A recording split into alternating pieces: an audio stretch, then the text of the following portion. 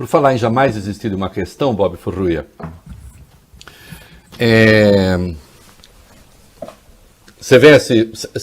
você está querendo acompanhar o É da Coisa?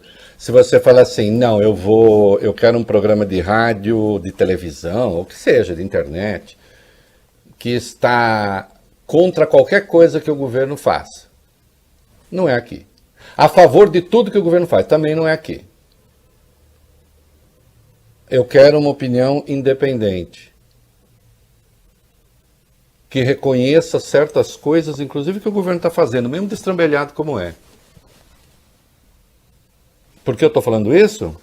Está querendo puxar um pouquinho o saco do Bolsonaro? Não, bolsonaristas, um dos papéis de vocês é me odiar. Eu represento tudo aquilo que vocês detestam. Independência. Portanto, eu não quero que vocês gostem de mim. Aliás, se passarem a gostar, eu vou ficar muito preocupado. Que nada do que vocês pensam, representam, entendem, o mundo me interessa ou interessa ao Brasil, na minha opinião. Sabe por que eu estou falando isso? Porque eu estou vendo aí, lendo opiniões, assim, tem gente que está, Bob Furruia, Voglio Bene, cantando quase como a Maísa. Meu mundo caiu e me fez ficar assim. Você conseguiu e agora diz que tem pena de mim. Não sei se me explico bem, eu nada pedi. Porque era gente apegada ao teto de gastos. Era quase um fetiche. Era uma paixão. Era mesmo aquilo que eu vou falar em espanhol, porque tem um sentido um pouco diferente, o Bob Furruia. Era verdadeiro tesão. Sim. Sim, pelo teto de gastos. E este jornalista aqui está dizendo desde o ano passado que o teto de gastos é insustentável. E Bob Furruia, eu estava tomando porrada por isso. De um monte de gente.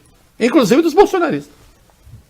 Dos bolsonaristas, dos fiscalistas, dos não sei o quê. Olha o Reinaldo querendo acabar com o teto de gastos. Não! Meu mundo caiu. Ficar assim. Você conseguiu. Deixa aí. Deixa eu beijar. E é dela mesmo, viu, essa música? Não sei se me explico. Aí subiu. Tá. Eu parei de ouvir, pelo menos. Muito bem. Meu mundo não caiu com o fim do teto de gastos. Mas acabou o teto de gastos? Acabou. Aí está a divergência. Eu sou jornalista, eu não faço torcida. Eu sou jornalista, eu não faço política. Tem mais uma coisa, eu fui monitor de matemática. Eu respeito os números. Matemática, física e química, é bom ficar claro. Eu respeito os números. Eu não gosto de ser enganado, aí é outra coisa. Esse governo tinha um único ponto de referência para o mercado, teto de gastos. E já era falso. Porque o teto já tinha ido para o brejo. Atenção, o orçamento, é preciso estudar um pouquinho. O orçamento do ano que vem, com o Bolsa Família, que agora vai chamar Auxílio Brasil, em R$ 189, Bob Furruia, já tinha um estouro de mais de 16 bilhões. Sem resposta. Isso sem aumentar a Bolsa Família. Sem ampliar o benefício, o número de beneficiários, de beneficiados, sem ampliar o valor. Já tinha um estouro. E ainda não tinha resposta. Aí o governo ouve por bem mudar as regras do Bolsa Família. Sou contra essa mudança de regras. Criaram uma estrovenga que não vai funcionar. Mas, de qualquer modo, vão ampliar a base das pessoas que recebem. Se isso acontecer, é necessário. E resolveram ampliar o valor do Bolsa Família. Já com estouro de teto. Sem chamar estouro de teto. de duas maneiras. Vamos lá. Então, o Bolsa Família era 189, aí disseram, vai para R$300. Isso originalmente, tá? 189, média, vai para R$300. Bom, mas se o orçamento já está estourado, de onde vem esse dinheiro? Esse dinheiro, nas contas do governo, viria da reforma do imposto de renda, que ainda está em votação, e muita gente diz que o governo vai arrecadar menos em vez de arrecadar mais, a ver. Mas, segundo eles, viria daí, especialmente do imposto de renda sobre dividendos, e do calote dos precatórios. Tem gente que se incomoda com essa palavra. Quem deve e diz que não vai pagar, está dando calote. Basta ver o sentido de calote no dicionário. Aí há quem diga, um ouvinte me mandou uma mensagem, gente que eu mais ou menos conheço, né? Você está chamando renegociação de calote. Não, renegociação é quando eu participo da negociação, né? Ou não é, Bob? Você me deve. Uhum. Aí a gente... Você tem de me pagar, ou o contrário. Vamos renegociar? Sim. Quem tem de receber e quem tem de pagar, conversa. Se é unilateral, e você diz, como disse Paulo Guedes, pago quando puder, é calote, né, Vale Bene? Não teve renegociação. Como renegociação? Calote. Mas não é só calote. É pedalada. Você está transferindo passivos para os anos seguintes. A Dilma caiu por isso.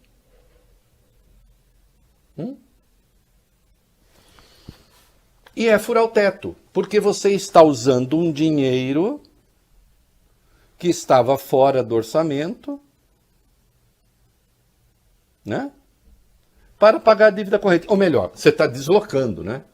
Porque esse dinheiro que o governo não previu esse pagamento na distribuição das despesas. Então você está também estourando o teto de gastos. Porque esse dinheiro não era para aquela rubrica orçamentária.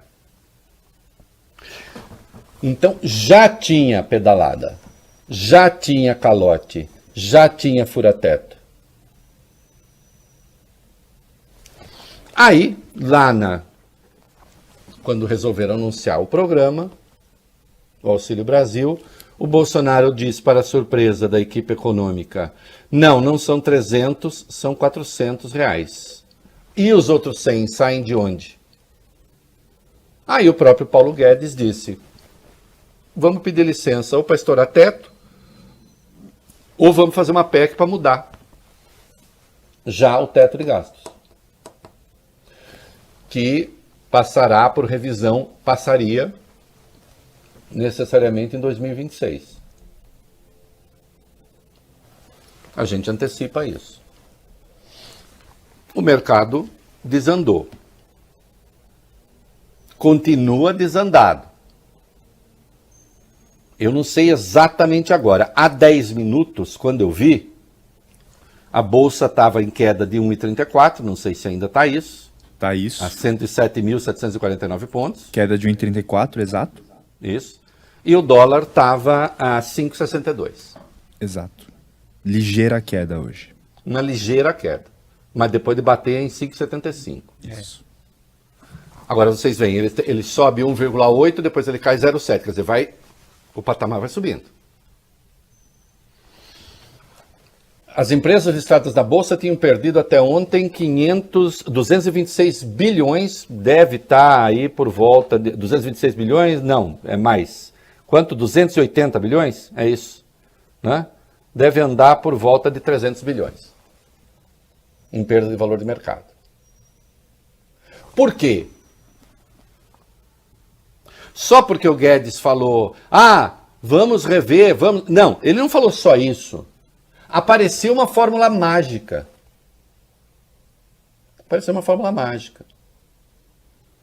para recalcular o teto de gastos.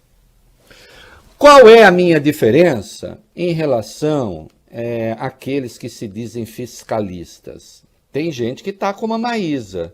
Nossa, eu gostava tanto de teto de gastos, meu mundo caiu. O meu mundo não caiu porque eu já não gostava muito, pelo menos da forma como estava. 2, eu defendo o reajuste do Bolsa Família. Eu defendo. É necessário.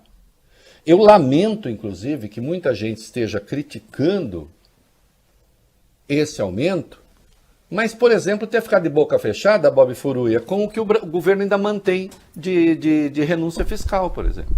Ninguém está... Tem um monte de renúncia fiscal aí que está beneficiando o Tubarão. Ninguém está reclamando e ninguém pediu demissão. Esses valentes pedem demissão quando está se dando benefício ali para o povão. Sim, eu digo, eu não tenho medo de dizer não. Com todo o respeito, o seu Bruno Funchal, que era secretário do Tesouro e Orçamento, o Jefferson Bittencourt, que era secretário do Tesouro Nacional, a Gildenora Dantas, secretária especial adjunta do Tesouro, o Rafael Araújo, secretário adjunto do Tesouro Nacional, todo o respeito a esses profissionais, são todos jovens. Passando pelo governo, Bob Furuia, o passe aumenta. Porque você conhece um monte de gente. Sim. O mercado financeiro vai pagar para eles 30 vezes o que eles ganham. Status. Não, e outra, você conhece um monte de gente, conhece conta pública. Vão ganhar um dinheirão. E eu não estou dizendo que vocês fazem mal, não, parabéns. Eu só estou dizendo que vocês condescenderam com um monte de arranjo desse governo e ninguém caiu fora. Ficou lá. Eu já teria caído. Aliás, eu nem teria entrado. Eu só estou falando isso porque eu não choro por pouco. Eu não choro por pouco. Quem está catando comida na rua tem que ter uma resposta. Quem está invadindo caminhão de osso para fazer sopão tem que ter uma resposta. Portanto, sim, é preciso aumentar o Bolsa Família. É preciso atender mais gente. Eu lamento, isto sim, tudo que o governo não fez. Aí sim. Eu lamento que o teto de gastos tenha sobrado como a única promessa de Paulo Guedes, que já era mentirosa. Já era mentirosa. E lamento que as mentiras estejam sendo contadas, ainda agora. Hoje os dois deram uma entrevista falando, não vamos romper o teto. Não, já romperam o teto. Ontem na live o Bolsonaro disse, por que buscamos cumprir o teto de gastos? Porque não queremos desequilíbrio nas finanças do Brasil. Vem desequilíbrio, a inflação explode, todo mundo perde com isso. Bom, mas isso é o que está acontecendo agora. Isso é precisamente o que está em curso. Tentar driblar o fato é muito pior. Então vamos lá. Qual era a regra para atualizar, e pouca gente entendeu isso com clareza, qual era a regra para atualizar o gasto de cada setor? Bob Furuia, em que mês tem que ser mandado o orçamento do ano seguinte? Em agosto, do ano anterior. Então, agosto agora se mandou o orçamento de 2022. Bom, eu tenho que mandar o orçamento e tenho que mandar o orçamento dentro do teto de gastos. Certo? Certo. Agora, como é que eu vou calcular o teto de gastos pela inflação se eu estou no meio do ano? Eu lá sei que inflação que vai ter no segundo semestre? Não. Então, qual foi a regra que foi criada? De junho do ano em que você está elaborando orçamento futuro a junho do ano anterior. 12 meses. Faz sentido. Certo? Então, foi o orçamento de 2022, foi a inflação de junho de 2020 a junho de 2021. Porque esses 12 meses eu conheço. Eu não conheço os 12 de agora. Né? Acontece que a inflação está em alta. Não está em alta? Está em alta. Então, em vez de eu pegar de junho, aquele outro junho, quando a inflação estava mais baixa, eu vou pegar os 12 meses de agora. Por quê? A inflação está mais alta. Com a inflação mais alta, eu, corrigindo os gastos, vou ter mais espaço para gastar. Certo? Certo. E não é pouca grana, não. De 39 a 40 bilhões a mais. Tá claro o que o governo fez? Então, não se trata de ser o jornalista do contra, que até quando é favorável, porque eu sou favorável à correção, até quando é favorável tem que criticar. Trata-se de um compromisso com a verdade de explicitar que o governo tinha uma fórmula e mudou a fórmula no meio do caminho. Mudou a regra no meio do jogo.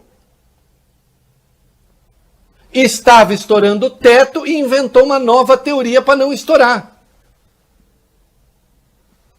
Entendeu o que aconteceu? Foi isso. Então aí ganhou de 39 a 40 bilhões. Com o calote dos precatórios, é calote, porque deve, não tem mais recurso e não vai pagar. E é unilateral, não negociou com ninguém, calote. Aí outros 43 bilhões, um pouquinho, juntando tudo, o governo ganha uma folga fiscal de 83,6 bilhões.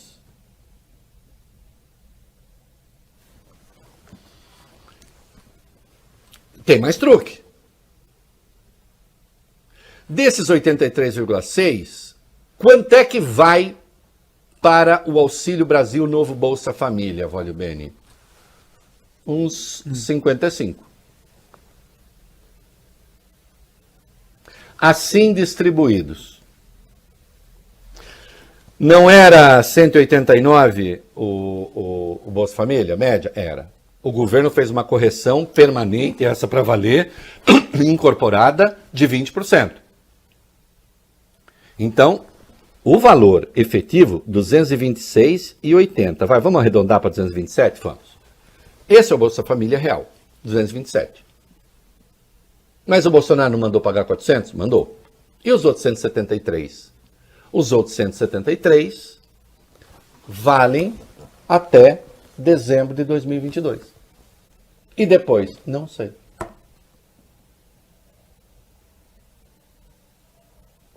Eu aplaudo a correção. Eu não estou, meu mundo caiu. Agora eu estou contra, sim, é a mentira, dizer que isso não é estouro de teto, o truque a que se recorreu, malabarismo, não é? E a isto que é assim, eu não me lembro de nada tão eleitoreiro. Alguém se lembra? Tão escandalosamente eleitoreiro como isso? Não. Eu não lembro. Mas não me lembro em muitos anos. E você ainda assim não está contra? Não, sabe por quê? Porque as pessoas precisam comer. As pessoas precisam comer. Eu estou vendo políticos por aí, candidatos ao centro, que estão pisando nos astros distraídos. Fazendo de conta que nada disso existe. Simplesmente dizendo, somos a favor do teto. Tá bom, cara. Então chega e fala que você não quer a correção no diabo do Bolsa Família.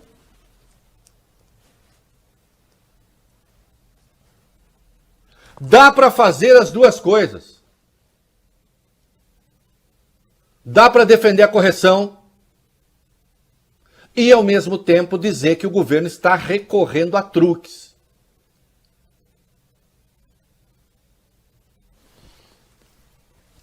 Se você pega R$173 de 400 e garante esse dinheiro até dezembro de 2022, é óbvio que você está procurando um benefício político com isso também. Independentemente disso ser bom para os muito pobres. Se for reeleito, aí vamos ver qual vai ser a mágica da hora. E se não for? Aí largou a bomba para o outro. Ou alguém acredita que se possa recuar? Evidentemente não. Não é? Não vai dar para recuar. Agora, ô Bob, uma coisa, e vale bem, uma coisa é você fazer alterações de maneira organizada, convoca uma entrevista coletiva, Sim.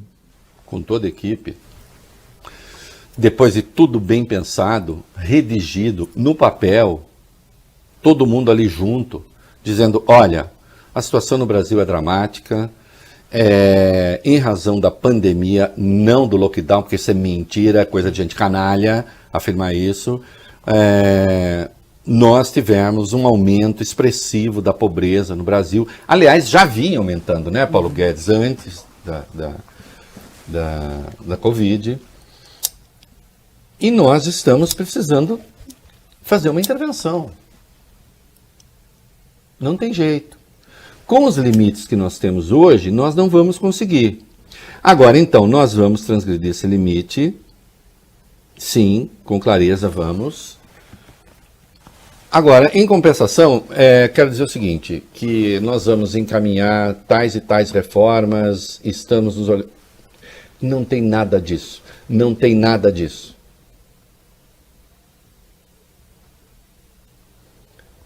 Esse é o problema. É um governo que passou 2 anos atacando o Congresso, tentando dar golpe de Estado, fazendo misérias. Depois resolveu articular sua base de apoio via Centrão. É uma base de apoio instável. As propostas do governo chegam lá, mas nunca se sabe como saem de lá. E, portanto, você não tem nada a oferecer em troca. Porque eu não tenho dúvida de que se conseguiria negociar, explicando direitinho, e não haveria essa turbulência toda. Acontece que você marca uma coletiva numa segunda para anunciar um novo plano de assistência, o Auxílio Brasil, e aquilo é suspenso porque a equipe econômica não sabia a proposta. Entende? Quem criou a instabilidade foram eles. Não é? Não foram os seus críticos. Até porque, veja, Bob, você quer saber? Os opositores do Bolsonaro vão votar a favor da PEC. Bom. Dos precatórios. Que, aliás, é outra coisa. Você usa a PEC dos precatórios para mudar o teto de gastos. Isso em si já é uma coisa exótica. A PEC dos precatórios devia ser a PEC dos precatórios. E vamos cuidar, então, agora do teto. Não, usa a PEC dos precatórios para mudar também o teto.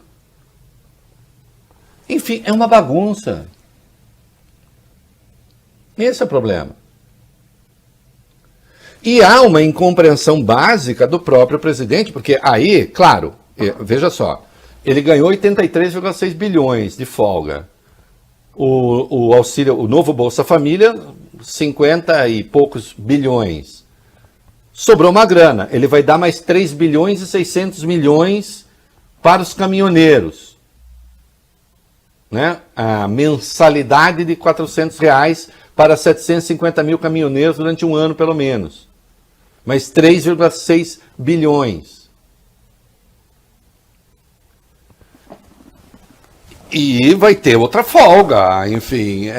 Agora, ele vai fazer o que com esse dinheiro? Não se sabe. A regra foi pro beleléu e você entregou autonomia para o governo gastar. Agora, de qualquer modo, os opositores vão votar a favor também, porque não vão ficar contra a ampliação do Bolsa Família. Ou vão? Não. Pode discordar da forma, pode discordar do meio, pode discordar de um monte de coisa. Mas não vão ser contrários. E claro, aí tem gente que reclama, porque o Lula falou assim, eu quero 600, não quero 400. Aí, tá vendo, disputa de populismos. Bom, mas quem está acusando isso são aqueles que condescenderam com a eleição do Bolsonaro, quer dizer, existe o risco PT. A propósito, eu não resisto a fazer essa indagação, Bob Furuia. Você já imaginou se o PT tivesse fazendo essa lambança toda? Imaginou se a Dilma tentasse essa lambança toda? Desnecessário dizer que ela caiu por muito menos. Pedalada como essa aí nunca houve. Não é? E desrespeito às regras fiscais em curso. Ela, à época, não tinha teto de gastos, mas desrespeito às regras fiscais em curso, não me lembro. Né? Então, que sobra a síntese. Eu não estou contra, não, o aumento do Bolsa Família, do benefício. Nem o aumento do valor, nem o aumento da base das pessoas que vão receber.